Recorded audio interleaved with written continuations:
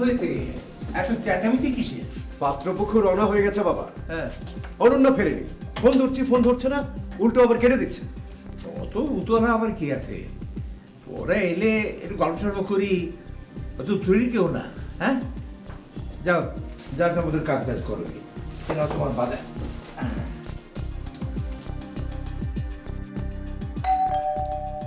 ওই এলো বুঝি। শ্রাবণী, তুমি ওকে দ্রুত রেডি করে ফেলো।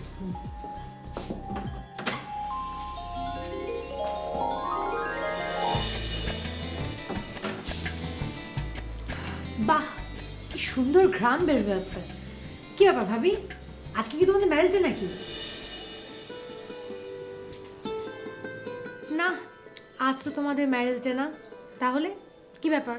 বাড়িতে মেহমান আসবে, বৌমার মামাতো বোন চন্দ্রা। চন্দ্রার জায়ের ভাই তন্ময় গত সপ্তাহে দুবাই থেকে বেড়াতে এসেছে। চন্দ্রা ফোন করে বলল তন্ময়কে নিয়ে আমাদের বাসায় বেড়াতে আসবে। আমরা আর কি বলবো, বললাম এসো। ও, তার মানে মেয়ে দেখা। কার প্ল্যান এটা?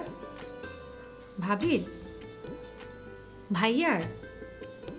নাকি মা তোমার? না না, সেরকম কিছু না। আমরা তোকে জানাবো কি করে?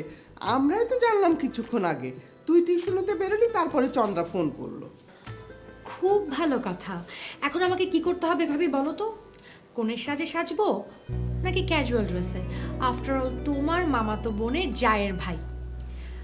কি হলো, চুপ করে আছো? বুঝতে পারছো না?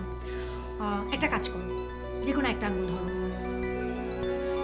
ধরো।